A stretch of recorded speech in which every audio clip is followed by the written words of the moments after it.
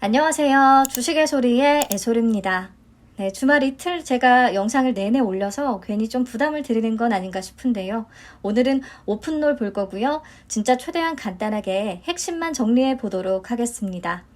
사람인과 원티드랩에 이어서 정말 오랜만에 채용, 리크루트, 구인 구직 관련 기업이에요. 구인 구직, 온오프라인 매칭 플랫폼을 운영을 하고 있습니다. 그래서 구인 기업과 인재를 서로 연결해주고 그 과정에서 수수료를 얻어가는 것이 이 회사의 기본 구조라고 할 수가 있겠어요. 사업은 크게 채용 매칭 플랫폼과 교육 컨설팅 분야로 구분이 됩니다. 근데 이 중에서 미니 인턴의 플랫폼 매출 비중이 23년 1분기 기준 74%로 가장 높거든요. 그래서 미니 인턴 위주로 한번 같이 살펴보겠습니다. 미니 인턴 플랫폼에 참여하는 주체는 크게 3개입니다. 구인 기업과 구직자, 그리고 오픈롤. 인재 채용을 원하는 기업은 온라인으로 이 플랫폼을 통해서 프로젝트를 제시하게 되고요. 취업 준비생들은 2주 동안에 원하는 프로젝트 과제 체험을 통해서 실무 경험을 축적할 수 있게 됩니다. 이때 오픈롤은 프로젝트 수행 이력을 기반으로 개인 행동 데이터를 분석하고 점수를 매겨서 적합한 인력을 기업에 자동 추천을 하게 되는 거예요. 제가 직접 들어가 보니까 굉장히 다양한 분야의 여러 프로젝트들이 있더라고요. 네, 이 프로젝트의 경쟁력은 바로 이겁니다. 구직자에게는 기업의 맞춤형 프로젝트를 수행하도록 제공을 해서 구인 기업에 대한 이해도와 직무 역량을 미리 갖출 수 있도록 지원을 할 수가 있다는 거고, 구인 기업의 경우에는요, 실무 역량이 검증된 인재들을 채용할 수가 있게 된다는 거죠. 최근에 채용 시장이 공채보다는 수시 채용이 훨씬 많아졌고, 그러다 보니까 직무 중심의 그런 채용이 트렌드가 되고 있는데요. 이런 환경에서 실무에 적합한 인재를 매칭해주는 플랫폼으로서 좀 이 오픈롤은 차별화되는 매력이 있는 것 같긴 합니다. 네, 이 밖에 M클래스라고 해서 미니 인턴 구직자들을 대상으로 커리어 특성을 고려한 교육 콘텐츠들도 제공을 하고 있습니다. 현재 M클래스에 등록된 콘텐츠는 2,000여 개에 달한다고 하네요. 그래서 회사 측은 이 미니 인턴이라는 플랫폼 안에서 교육 서비스와 매칭 서비스까지가 모두 제공이 가능하기 때문에 구직자의 경우에는 취업 준비 단계부터 해서 실제 취업에 이르기까지 모든 서비스를 이 하나의 플랫폼 안에서 해결을 할 수 있다라고 설명을 합니다. 저는 현재 구인 구직 채용 이쪽과는 거리가 좀 먼 상황이라서 이런 플랫폼이 실제로 유용한지 사용하는 구직자가 많은지 전혀 감이 안 왔는데요. 기사를 읽다 보니까 이렇게 적혀 있더라고요. 미니 인턴 서비스 런칭 이후에 이용 기업은 약 6,300곳, 이용자는 약 51만 5천 명을 달성했다. 딱 단순하게 봤을 때 굉장히 높은 숫자기는 한데 경쟁사의 데이터가 없으니까 이게 어느 정도로 많은 건지 와닿지가 않더라고요. 근데 다행히 증권신고서 상에 시장 점유율이 기재가 되어 있었습니다. 보시면 오픈롤은 22년 기준 점유율 0.72%로 매우 낮은 수준을 보이고 있었어요. 우리가 이름을 들으면 알만한 채용 기업들, 사람인이나 원티드랩, 인크루트보다도 훨씬 낮습니다. 증가 추세를 보이고 있기는 한데 그건 원티드랩이나 인크루트도 마찬가지였고요.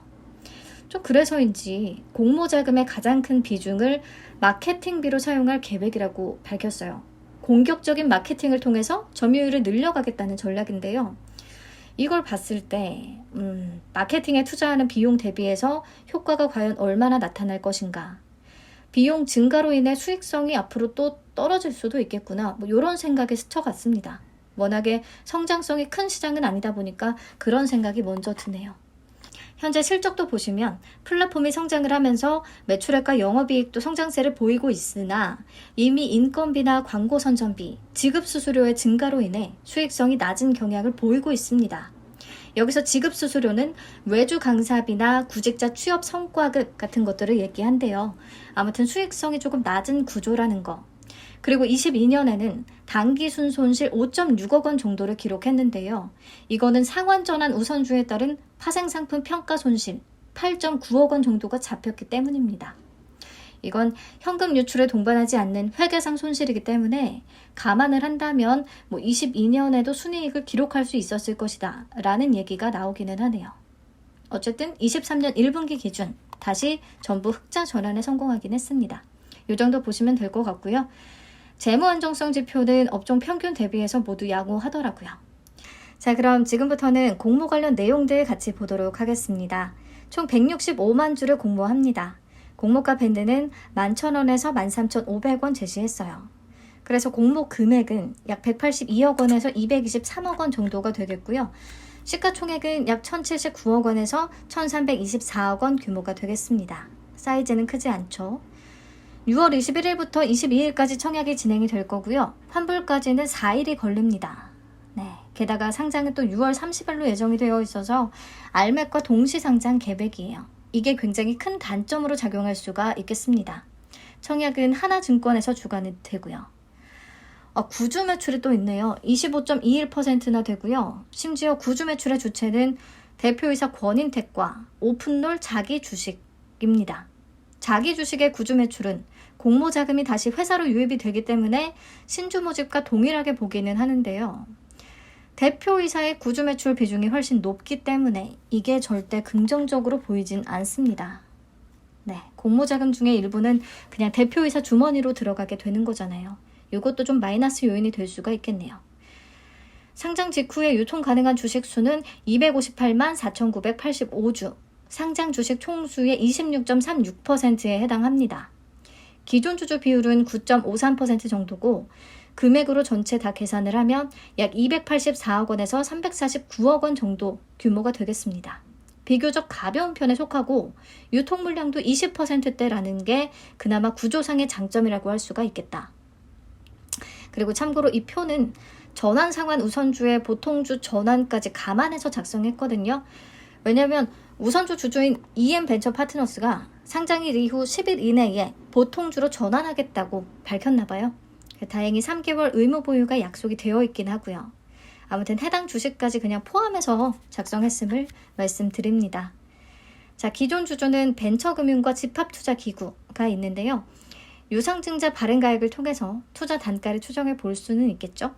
그동안 실시했던 제3자 배정 유상증자의 발행가액은 83원, 4,998원, 2,000원, 8,533원 요 정도로 보입니다.